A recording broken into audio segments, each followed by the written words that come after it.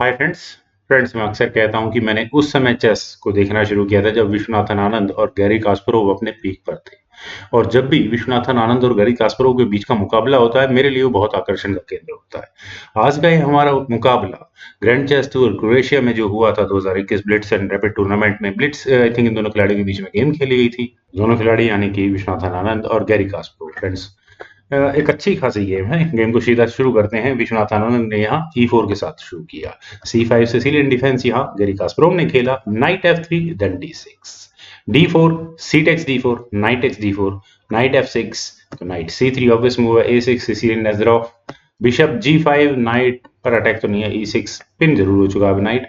F4 then queen गई C7 square पर, और क्वीन के C7 स्क्वायर पर आने का एग्जैक्ट रीजन तो समझ में नहीं आता, लेकिन यहाँ पर व्हाइट को समय मिल चुका है बिशप टेक्स F6 करने का। और G टेक्स F6 के बाद G फाइल ओपन हो चुकी है। देन क्वीन गई F3 स्क्वायर पर, तो B5, A3। और वैसे मुझे कैसल की एक्सपेक्टेशंस थी, लेकिन यहाँ भी नाइट को ब्लैक ने डेवलप किया और उसके बाद आनंद ने कैसल किया। चलो, मेरी एक्सपेक्टेशंस यहाँ ठीक हुई। नाइट टेक्स D4 और rook takes D4, then queen गई C5 स्क्वायर पर। रुक पर अटैक बना, रुक को ऑब्वियस है एक कदम पीछे D3 स्क्वायर पर आना ही होगा। देन रुक B8, यहाँ ब्लैक का हुआ है। और ब्लैक की इंटेंशंस क्या है काफी हद तक हम समझ सकते हैं। B4, देन क्वीन गई A7 स्क्वायर पर। F5 तो A5। ब्लैक का गेम प्लान, गैरी कास्परोव का गेम प्लान वही है कि किसी भी तरह से A या B फाइल को ओपन करवाया जाए। पर आनंद के पास F टेक्स G6 ऑप्शन थी, लेकिन अगर यहां से ही गेम आगे बढ़े बिशप टेक्स C6 हो जाएगा। तो मैं ठीक है, इतनी अच्छी ऑप्शन मैं नहीं मानता, बट मोर ओवर गेम वहां से भी इक्वल चलती है। खैर, यहाँ हुआ था night A2, then bishop E7, तो bishop E2, H5, then king गया B1 स्क्वायर पर। नाइट पर डिफेंस करना भी जरूरी है। Bishop D7, then rook at H goes to D1। Rooks की बैटरी थी यार भी।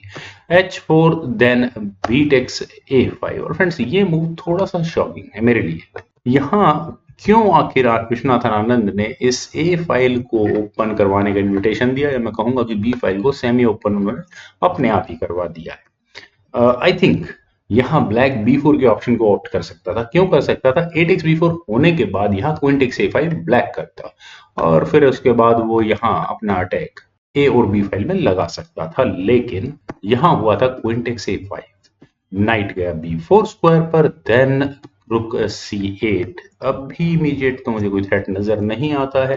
क्वीन G4 और क्वीन के G4 स्क्वायर पर आने के बाद क्या या किस तरह की थ्रेट है हो सकती है, लेकिन पहले ही यहाँ ब्लैक ने अपने किंग को लिया F8 स्क्वायर पर। F takes E6, bishop takes F6, then queen गई F3 स्क्वायर पर। लगभग वही पोजीशन आ चुकी है।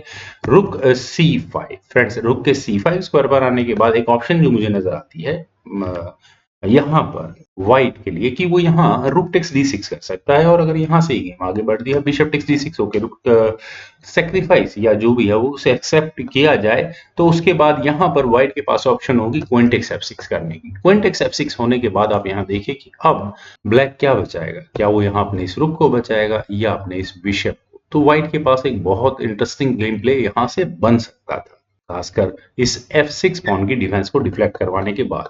वेल, आनंद ने यहाँ अपनी क्वीन को लिया E3 स्क्वायर पर। That's okay. और अब ब्लैक क्या करे? गैरी कास्परोव के पास काफी ऑप्शंस थी। रुक को G8 स्क्वायर पर ले जाने की एक अच्छी ऑप्शन मुझे नजर आती है। क्वीन H6 चेक, अगर यहाँ पर व्हाइट कर भी देगा तो रुक बीच में लगा दो, क्वीन टेक्स H4।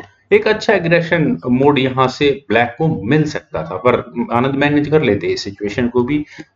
थोड़ा बहुत अटैक बनता है, प्रेशर बनता है यहाँ इस C2 स्क्वायर पर अभी, लेकिन नाइट है उसके लिए। खैर, यहाँ हुआ था F5। और फ्रेंड्स, F5 के बाद आखिर ब्लैक के इंटेंशंस क्या हैं? ब्लैक के इंटेंशंस बिल्कुल सही स्क्वायर्स पर अपने इन बिशप्स को प्लांट करना है। दोनों बिशप बहुत अच्छे होंगे यहाँ से, अगर गैरी कास्परोव अपनी प्लानिंग में कामयाब हो जाते हैं। बिशप F3, लेकिन आनंद ने यहाँ पहले किया बिशप F6। मैं यही मूव एक्सपेक्ट कर रहा था गैरी कास्परोव से, लेकिन फिलहाल उन्होंने यहाँ पहले किया F टेक्स E4।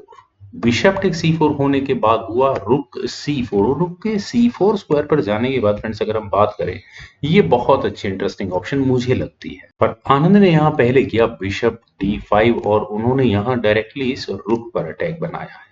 और अगर जैसा मैं थोड़ी देर पहले कह रहा था कि अगर बिशप इस स्क्वायर पर होता तो डेफिनेटली यहाँ पर व्हाइट को रिजाइन करना पड़ जाता, लेकिन उन्होंने यहाँ पहले किया बिशप f6। एक मूव की देरी हो चुकी है।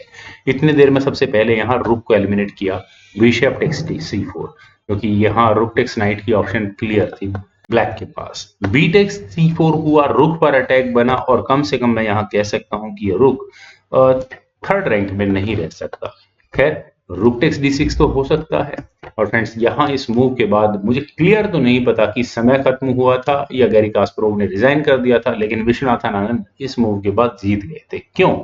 अब यहाँ हम जरा मटेरियल काउंट करते हैं कि क्वीन के सामने यहाँ पर क्वीन है, एक रुक के सामने एक रुक, और नाइट के सामने चलिए बिशप को लगा लेते हैं। हालांकि बिशप पेयर का एडवांटेज है ब्लैक के पास, लेकिन रुक के सामने एक्सचेंज होने का एडवांटेज यहाँ आनंद के पास है, एक बात। और दूसरी बात, 3 पॉन्स यहाँ पर ब्लैक के पास है और 4 पॉन्स व्हाइट के पास, जिसमें से कि एच फाइल का पास काफी परेशान करेगा आने वाले समय में ब्लैक को। चलिए इस गेम को यहाँ से आगे बढ़ाते हैं।